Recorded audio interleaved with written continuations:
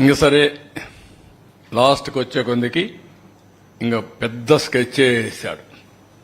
మనందరి జుట్టు ఆయన చేతల్లో పెట్టుకోవాలనుకున్నాడు. కడాన ల్యాండ్ టైటిలింగ్ యాక్ట్. ఇది చూస్తే ఈ యాక్ట్ చూస్తేనే భయంకరం.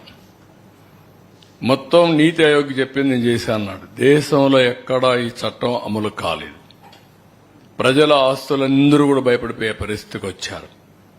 ఇది చూసిన తర్వాత మీరు చూస్తే నో అపీల్స్, సివిల్ కోర్ట్సే లీవ్, నేరుగా హైకోర్టుకే వెళ్ళాలి.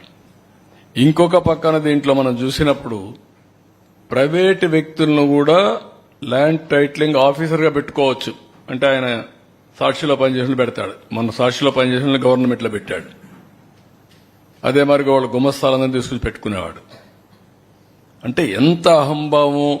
అందుకే ఈ యాక్ట్ని ఫస్ట్ క్యాబినెట్లోనే తీసుకొచ్చాం, రద్దుకు రికమెండ్ చేశాం, దాన్ని రద్దు చేస్తున్నాం.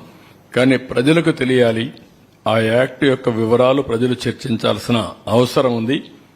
అందులో ఉండే దురుద్దేశాలని అర్థం చేసుకోవాలని చెప్పి నేను కోరుతున్నా. నెక్స్ట్